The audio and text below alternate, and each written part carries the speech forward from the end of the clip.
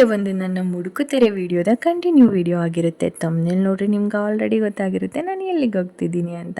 ಕರ್ನಾಟಕದ ಮರಳುಗಾಡ ಅಂತ ಫೇಮಸ್ ಆಗಿರೋ ತಲಕಾಡು. ಹೇಗಿದ್ದೀರಾ? ನಮಸ್ಕಾರ ಎಲ್ರಿಗೂ. Welcome back to ರೋಜಾಗೌಡ Kannada YouTube channel. Talakadu ಸಹ ಮೈಸೂರು ಜಿಲ್ಲೆ ಟಿ ನರಸೀಪುರ ತಾಲೂಕಿನ ಒಂದು ಐತಿಹಾಸಿಕ ಸ್ಥಳ ಅಂತ ಹೇಳ್ಬೋದು. ನಾವು ಇಲ್ಲಿ ಗಂಗರ ಕಾಲದಲ್ಲಿ ನಿರ್ಮಾಣ ಮಾಡಿರುವಂಥ ಎಷ್ಟೋ ದೇವಸ್ಥಾನಗಳನ್ನು ನೋಡ್ಬೋದು ಮತ್ತು ತುಂಬ ಇಂಟ್ರೆಸ್ಟಿಂಗ್ ಆದ ವಿಷಯಗಳು ಕೂಡ ಇಲ್ಲಿದೆ. ಈ ತಲಕಾಡು ಅಂತ ಹೆಂಗೆ ಹೆಸರು ಬಂತು ಅಂದರೆ, ತಲಾ ಮತ್ತು ಕಾಡ ಎಂಬ ಇಬ್ಬರು ಬೇಟೆಗಾರರಿದ್ದು ಇಲ್ಲಿ ವಾಸವಾಗಿದ್ದರಂತೆ. ಆದ ಕಾರಣ ಇಲ್ಲಿಗೆ ತಲಕಾಡು ಅಂತ ಹೆಸರು ಬಂತು ಅನ್ನೋ ಪ್ರತೀತಿ ಕೂಡ ಇದೆ. ನಾವು ತಲಕಾಡಿಗೆ ಎಂಟ್ರಿ ಆದಾಗ ನಮಗೆ ಮೊದಲು ಸಿಕ್ಕಿದ ದೇವಸ್ಥಾನ ಅಂದರೆ ವೈದ್ಯನಾಥೇಶ್ವರ ಟೆಂಪಲ್. ನಾವು ಇಲ್ಲಿ ಬಂದ ತಕ್ಷಣವೇ ಪೂಜೆ ಸಾಮಾನೆಲ್ಲ ತಗೊಂಡು ದೇವರಿಗೆ ಅರ್ಚನೆಯನ್ನು ಕೂಡ ಮಾಡಿಸಿದ್ವಿ. ಹಾಗೆ ಅಲ್ಲೇ ಪ್ರಸಾದ ಮಾಡ್ತಾಯಿದ್ರು, ಪ್ರಸಾದನೂ ಕೂಡ ತಗೊಂಡ್ವಿ.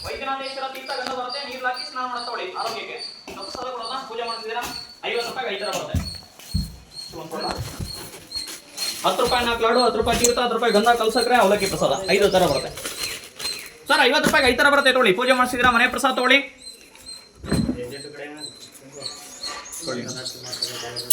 ಸರ್ ತೀರ್ಥ ಗಂಧ ನೀರ್ಲು ಹಾಕಿ ಸ್ನಾನ ಮಾಡೋದು.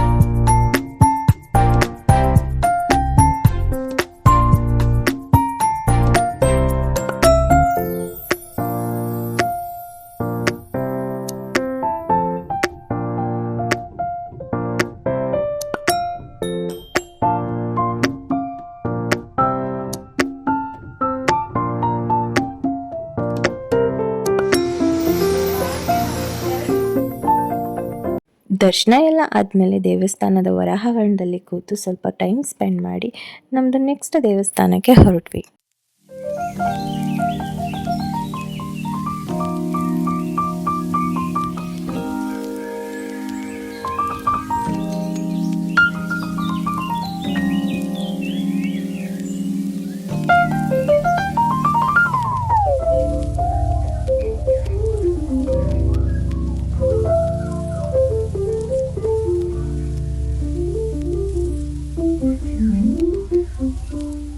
ಅದಾದಮೇಲೆ ಮತ್ತೆ ಸಿಗೋ ಎಲ್ಲ ದೇವಸ್ಥಾನಗಳು ಕೂಡ ಮರಳುಗಾಡಿನಲ್ಲೇ ಇರೋದ್ರಿಂದ ನಮಗೆ ಈ ಬಿಸಿಲಲ್ಲಿ ತಂಪಾಗಿ ಏನಾದರೂ ಬೇಕಲ್ವಾ, ವಾಟರು ಮತ್ತು ಜ್ಯೂಸನ್ನ ಪರ್ಚೇಸ್ ಮಾಡಿಕೊಂಡು ನಾವು ಮತ್ತೆ ನಮ್ಮ ಜರ್ನಿನ ಸ್ಟಾರ್ಟ್ ಮಾಡಿದ್ವಿ. ಇಲ್ಲಿ 16ನೇ ಶತಮಾನದಲ್ಲಿ 30ಕ್ಕೂ ಹೆಚ್ಚು ದೇವಾಲಯಗಳು ಇದ್ವಂತೆ. ಆದರೆ ಈಗ ಎಲ್ಲವೂ ಕೂಡ ಮರಳನ್ನು ಮುಚ್ಚಿ ಒಂದು 10 ದೇವಾಲಯಗಳನ್ನು ನಾವು ಇಲ್ಲಿ ಕಾಣ್ಬೋದಾಗಿದೆ. ಗಂಗರ ಕಾಲದಲ್ಲಿ ಇದು ಪ್ರಮುಖ ನಗರ ಕೂಡ ಆಗಿತ್ತಂತೆ. ಅವರ ಆಳ್ವಿಕೆ ಕಾಲದಲ್ಲಿ ಒಳಪಟ್ಟಿದ್ದ ನಗರಗಳಲ್ಲಿ ಇದು ಕೂಡ ಒಂದು ನಗರ ಆಗಿತ್ತು ಅಂತ ಇಲ್ಲಿ ಐತಿಹಾಸಿಕ ಇತಿಹಾಸ ಇದೆ. ಹಾಗೆ ಇಲ್ಲಿ ಈಶ್ವರ ಸ್ವರೂಪನಾದ ಶಿವನೇ ನೆಲೆಸಿರುವುದರಿಂದ ಇದನ್ನು ನಾವು ದಕ್ಷಿಣದ ಕಾಶಿ ಅಂತ ಕೂಡ ಕರಿತೀವಿ. ಹರಕೇಶ್ವರ, ಮುಡುಕುತೆರೆ, ಮಲ್ಲಿಕಾರ್ಜುನ, ವೈದ್ಯನಾಥೇಶ್ವರ, ಪಾತಾಳೇಶ್ವರ, ಮರುಳೇಶ್ವರ ಹೀಗೆ 5 ಲಿಂಗಗಳ ಸ್ಥಾಪನೆ ಆಗಿರೋದ್ರಿಂದ ಇದೊಂದು ಪವಿತ್ರ ಸ್ಥಳ ಅಂತ ಕೂಡ ಹೇಳ್ಬೋದು. ಯಾವ ವರ್ಷದ ಶ್ರಾವಣ ಮಾಸದಲ್ಲಿ 5 ಶ್ರಾವಣ ಮಾಸ ಬೀಳುತ್ತೋ ಆ ಟೈಮಲ್ಲಿ ಇಲ್ಲಿ ಪಂಚಲಿಂಗ ದರ್ಶನ ಕೂಡ ಆಗುತ್ತೆ. ಈ ಜಾತ್ರಾ ಮಹೋತ್ಸವಕ್ಕೆ ಕರ್ನಾಟಕದ ವಿವಿಧ ಪ್ರದೇಶಗಳಿಂದ ತುಂಬ ಜನ, ಲಕ್ಷಾಂತರ ಜನರು ಬಂದು ಸೇರ್ತಾರೆ. ನಮ್ಮ ಈ ತಲಕಾಡು ತುಂಬ ವಿಷಯಗಳಿಗೆ ಪ್ರಸಿದ್ಧವಾಗಿದೆ. ಗಂಗರ ಆಳ್ವಿಕೆಯವರ ವಾಸ್ತುಶಿಲ್ಪ, ದೇವಸ್ಥಾನಗಳು, ಅವರ ಪ್ರಮುಖ ನಗರವಾಗಿರೋದು, ಅದು ಬಿಟ್ಟರೆ ಮೈಸೂರು ರಾಜರ ಒಡೆತನಕ್ಕೆ ಬಂದಿತ್ತು. ಹಾಗೆ ತಲಕಾಡು ಹೇಗೆ ಮರಳುಗಾಡಾಯಿತು ಅಂತ ಇರೋ ಒಂದು ಸ್ಟೋರಿ, ಅಲಮೇಲಮ್ಮನ ಶಾಪದ ಸ್ಟೋರಿ ನೀವೆಲ್ಲರೂ ಕೇಳೇ ಇರ್ತೀರ. ಮೈಸೂರು ರಾಜರ ಆಳ್ವಿಕೆ ಕಾಲದಲ್ಲಿ ಅಲಮೇಲಮ್ಮ ಇಲ್ಲಿ ನೆಲೆಸಿದಾಗ ಅವಳು ಒಡವೆಗಳನ್ನು ಅವಳು ಪೂಜೆಗೆ ಅಂತ ಇಟ್ಟು ಅದನ್ನ ತಗೊಳ್ತಿದ್ಲು. ಆ ವಿಷಯ ಮೈಸೂರು ರಾಜರಿಗೆ ಗೊತ್ತಾಗಿ ಆ ಒಡವೆಗಳನ್ನು ಅವರು ವಶಪಡಿಸಿಕೊಳ್ಳೋಕ್ಕೆ ಬಂದಾಗ ಅವಳು ಕಾವೇರಿ ನದಿಯನ್ನು ಹಾರಿ ಆತ್ಮಹತ್ಯೆ ಮಾಡ್ಕೊಳ್ತಾರೆ. ಆತ್ಮಹತ್ಯೆ ಮಾಡಿಕೊಳ್ಳೋಕ್ಕಿಂತ ಮುಂಚೆ ಅವರು ತಲಕಾಡು ಮರುಳಾಗಲಿ ಮಾಲಂಗಿ ಮಡುವಾಗಲಿ ಮೈಸೂರು ಮಹಾರಾಜರಿಗೆ ಮಕ್ಕಳಾಗದಿರಲಿ ಅಂತ ಶಾಪ ಕೊಟ್ಟು ಸಾಯ್ತಾರೆ. ಆವಾಗಿಂದನೂ ತಲಕಾಡು ಮರಳುಗಾಡಾಯಿತು ಅಂತ ಹೇಳ್ತಾರೆ.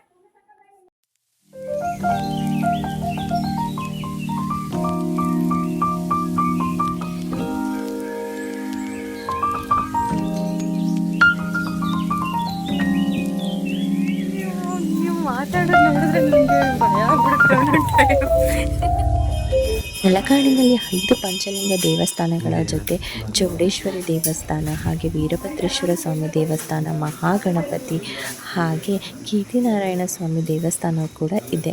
ನಾವು ಇಲ್ಲಿ ಕೀರ್ತಿನಾರಾಯಣ ಸ್ವಾಮಿ ದೇವಸ್ಥಾನದಲ್ಲಿ ಗಂಗರ ಶೈಲಿಯ ದೇವಸ್ಥಾನಗಳು ಹೇಗೆ ಸ್ಥಾಪನೆ ಆಗಿದ್ವು, ಅವರ ಶೈಲಿ ಹೇಗಿತ್ತು ಅಂತ ನಾವು ನೋಡ್ಬೋದಾಗಿದೆ.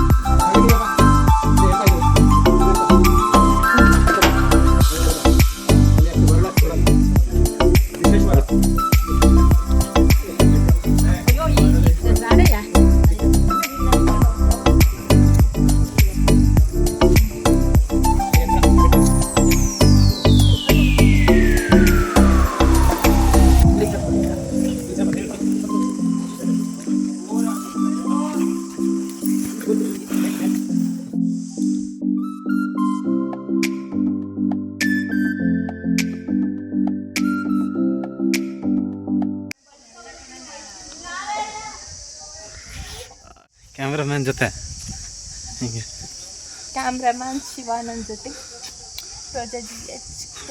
ಈ ಆಟ ಆಡೋ ಅಂದ್ರೆ ಚೆನ್ನಾಗಿ ಮೈ ಪರ್ಸನಲ್ ವಿಡಿಯೋಗ್ರಾಫರ್.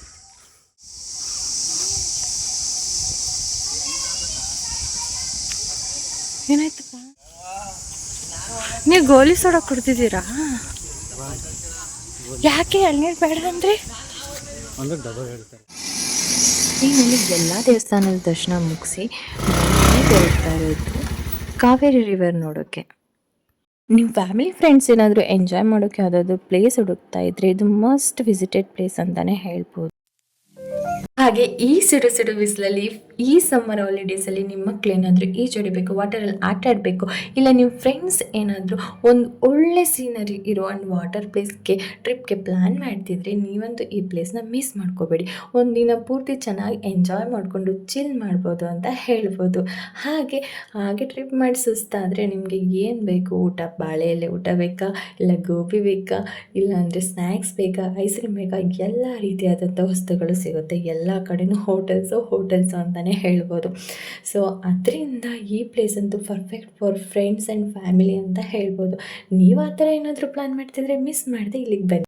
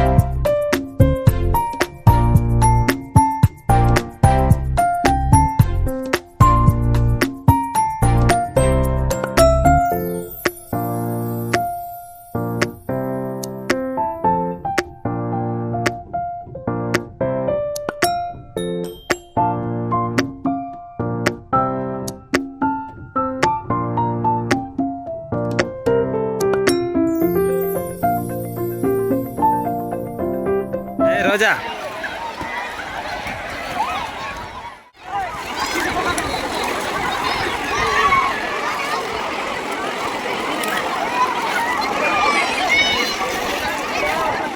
ಬೈ ಲಾತಿಗೆ ಬಾ.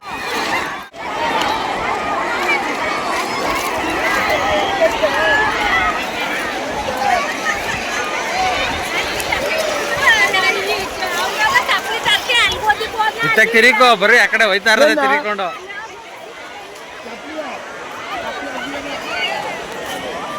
ನಾನು ನೋಡ ತಿರಿಕ ಹೋಯ್ತಾ ಇರೋದೇ. ಹಾಂ ಈ ಕಡೆ ನೋಡ್ಬೇಕು ಸುಮ್ಮನೆ ಹಿಂಗಲ್ಲ, ಹಿಂಗೊಂದು ಸುತ್ತ ಹಿಂಗೆ ಹೋಗು, ಹಿಂಗೆ ಒಂದು ಸುತ್ತ ತೆಗಿತೀನಿ ನೀರಿಂದ. ಅಣ್ಣ ಬೇಡ,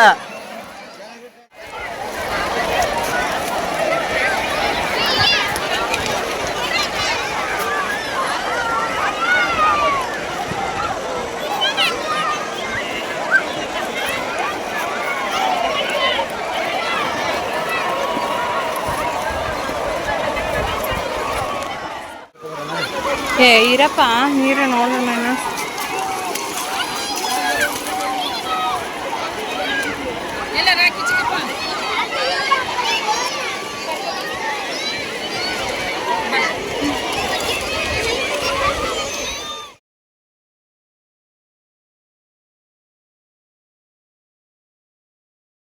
ಹೇಳ್ಬೇಕು 5 ದಿನ. ಹಾಂ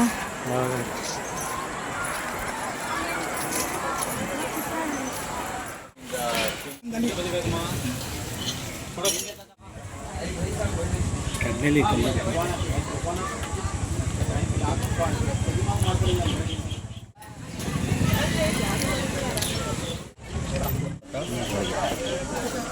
ರೈಸ್ ಹೊಟ್ಟೆ ತುಂಬ.